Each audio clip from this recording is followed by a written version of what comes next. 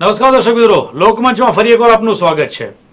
કહેવાય છે ને કે આગલી રાતની જે મજા હોય છે, લગભગ જ્યારે પણ એક્સાઇટમેન્ટ આપણને થવાનું હોય, બીજા દિવસે આ થવાનું છે, ડેટ નક્કી છે, વેન્યુ નક્કી છે, ઇવેન્ટ નક્કી છે, પરંતુ છતાં પણ બધી જ વ્યવસ્થા થઈ ગઈ હોય તો પણ આગલો દિવસ હોય ને ત્યારે ચોક્કસપણે દરેક લોકોને એક અલગ જાતની ફિલિંગ થતી હોય છે. એમાં પણ જ્યારે પોતાનું ક્રિએશન હોય, ખાસ કરીને પોતાની ઓન બેબીને જ્યારે લોન્ચ કરવાના હોય ત્યારે એક્સાઇટમેન્ટ કંઈક અલગ હોય છે. આજે વાત કરવાની છે જે લોકોનું પોતાનું ઓન બેબી રિલીઝ થઈ રહ્યું છે આવતીકાલે, મોહનના મંકીઝ.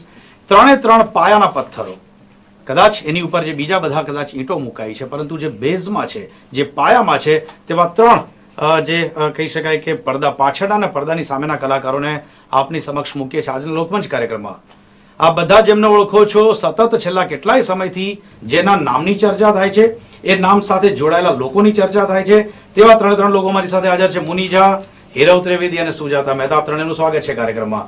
સમય ખૂબ જ ઓછો છે, મને ખ્યાલ છે કે આપને જવાનું છે પ્રીમિયર શોમાં. ફટાફટ વાત શરૂ કરી દઈએ. પહેલી ડિલિવરી હોય ત્યારે પણ એક્સાઇટમેન્ટ હોય.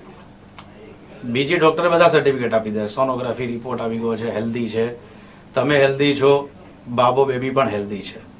બીજી ડિલિવરી હોય, એક્સપિરિયન્સ થઈ ગયો છે ડિલિવરીનો, તો પણ બીજી ડિલિવરી વખતે પણ એટલું જ એક્સાઇટમેન્ટ હોય. અને કદાચ નામમાં કોઈને વાંધો આવશે જ નહીં જો અત્યારે હું કહું કે 100 પુત્રો જેના પેટે અવતર્યા હોય, એવી માતાને 100મું બાળક પણ જ્યારે પેદા થવાનું હોય ને ત્યારે પણ એટલી જ એક્સાઇટમેન્ટ હોય. મુનીજા ઘણા બધા સિઝન પ્લેયર છે, ઘણી વખત આવું થયું હશે, લોન્ચિંગ આવતું હશે, પ્રીમિયર શો થવાનું હોય છે, બીજા દિવસે કેવું એક્સાઇટમેન્ટ છે આજે જ્યારે આવતીકાલે આપની ફિલ્મ મોહનના મંકીઝ રિલીઝ થઈ ગઈ છે? હું ખૂબ જ એક્સાઇટેડ છું. પ્રથમવાર આટલા મેઇન લીડ સાથે મોહનના મંકીઝ ફિલ્મમાં મને આ મોહનનો રોલ કરવા મળ્યો છે અને કાલે રજૂ થઈ રહી છે. એટ ધ સેમ ટાઈમ હું ખૂબ જ ખુશ છું અંદરથી. નહીં એટલે કે ફિલ્મ રિલીઝ થઈ રહી છે ને એમાં હું છું, પણ જે પ્રોસેસ, જે રીતે અમે કામ કર્યું છે, ત્યારબાદ એડિટિંગ, ડબિંગમાં જે કંઈ થોડા ઘણા અંશે જોઈ છે, અને એટલી તૃપ્તિ છે, એટલી સંતુષ્ટિ છે કે હું વધારે એક્સાઇટેડ છું કે કાલે એ આનંદ ઓડિયન્સ માણવાનું છે એ વિચારીને મને વધારે ખુશી થાય છે. આઈ એમ excited about that moment. Okay. Sujataji, same question to you. Again, you are a seasoned player. કઈ એવું નથી કે આ પ્રથમ વખત થવા જઈ રહ્યું છે, પરંતુ આ ફિલ્મ નો પહેલી વખત આવતીકાલે રિલીઝ થશે. બધા લોકો જોવાના છે. જે પ્રમાણે આપની પાસે રિવ્યુઝ આવે છે, અમારી પાસે મીડિયા, અમારી પાસે રિવ્યુઝ આવે છે, કેવું એક્સાઇટમેન્ટ છે આજે? આવા એક્સાઇટમેન્ટો મેં ઘણીવાર અનુભવ્યા છે. તમે જાણો છો અમે લોકો સ્ટેજના કલાકાર છે. જ્યારે ફર્સ્ટ શો રિલીઝ થવાનો હોય, સન્ડે પ્રીમિયર હોય, ત્યારે પેટમાં એટલા બધા બટરફ્લાઈઝ બોલતા હોય. સેમ થિંગ અહીંયા બી અનુભવી રહી છું અને મને એક પ્રકારની ખુશી બહુ થાય છે કે ગુજરાતી ફિલ્મ જે ન્યૂ વેવ સિનેમા, અમે જેને ન્યૂ વેવ સિનેમા તરીકે આ ફિલ્મને અમે એક્સેપ્ટ કરી, we got inspired to do this film. અમે એટલા માટે કહું છું કે અમારું કોમન અમારો ઓપિનિયન છે. તો એ જ રીતે એનું જે લોન્ચિંગ થયું છે, લોન્ચિંગમાં બી એટલું બધું ધ્યાન અપાઈ રહ્યું છે પ્રોડ્યુસરના પોઈન્ટ ઓફ વ્યૂથી. Hirav is also working very hard.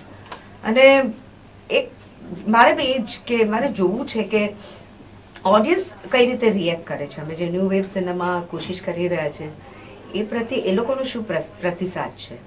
અને આઈ એમ શ્યોર મેં ડબિંગ વખતે જે ફિલ્મ જોઈ, ઓફકોર્સ એડિટિંગ ટેબલ પર ઘણું બધું થતું હોય કે this is a different technology, આ નાટક નથી, ફિલ્મ છે, પણ ત્યારે બી એક ફિલિંગ આવતી હતી કે એક જુદા સિનેમા તરીકે તો આ ફિલ્મ તરી આવશે ચોક્કસ.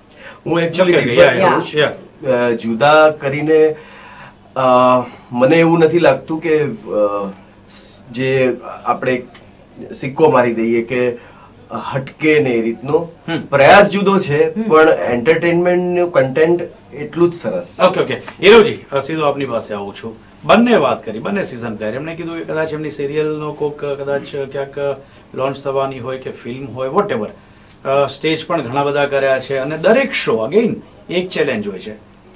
આપના માટે એક અલગ અનુભવ હશે, કારણ કે એક કંઈક નવું વિચારીને આપને સૌથી પહેલા થોટ આવ્યો આ રીતે કરવું છે, પછી એને ક્યાંક કમ્પેલ કરવાનો ટ્રાય કર્યો અને ક્યાંક ફાઇનલ પ્રોડક્ટ જ્યારે મુકાવા જઈ રહી છે. Again what is your excitement?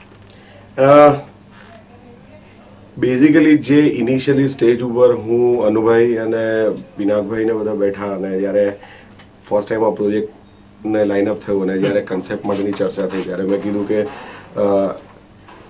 આ પ્રકારનો આ કન્સેપ્ટ એવો છે કે જેની અંદર આ પ્રયોગાત્મક છે, આ મતલબ આ રેગ્યુલર જે ચાલી રહી છે લોકોની ગતિ એનાથી ડિફરન્ટ છે. પછી થોટની વાત થઈ, પ્લોટની વાત થઈ, પ્લોટ એક્સેપ્ટ થયો અને અત્યારે એ છે કે જે મેં મારા મનમાં જે વિચાર્યું હતું કે મારા મનમાં જે કેરેક્ટર્સ હતા, મારા મનમાં જે સુજાતાબેન માટેનું કેરેક્ટર હતું, જે મુનિભાઈ માટેનું હતું, કે મારા ઇવન 3 મંકીઝ માટેનું હતું, એ બધું જ બધાના જ પરફોર્મન્સ દરેક જગ્યાએ, એ મ્યુઝિકનું હોય, એ ટેકનિકલ સાઈડ હોય, એ ઇવન એડિટિંગ હોય, કે ટાઇટલ હોય, કે પ્રમોશન્સ હોય, એ બધી જ જગ્યાએથી અત્યારે પોઝિટિવ વાઇબ્રેશન સાથેનો એક આખો વાત થઈ રહી છે. માહોલ આખો સરાઉન્ડિંગ પોઝિટિવ થઈ રહ્યો છે અને જો કદાચ પ્રેક્ષકો પણ આ વસ્તુની અંદર સાથ આપે, કારણ કે અલ્ટિમેટલી એ ફાઇનલ રિઝલ્ટ એમના હાથમાં છે, પણ એક એવો પ્રયાસ કર્યો છે કે અમે કંઈક આવું વિચાર્યું છે 2010 ની અંદર, અમે આ પ્રકારનો કંઈક પ્રયત્ન કર્યો છે કે જેની અંદર 2010 નું નવું ક્રાઉડ, જે ગુજરાતી ફિલ્મનું ઓરિજિનલ ક્રાઉડ છે એ તો છે જ છે, પણ જે નવો ઓડિયન્સ છે, નવો દર્શક વર્ગ ઉભો થાય અને આપણી માતૃભાષાને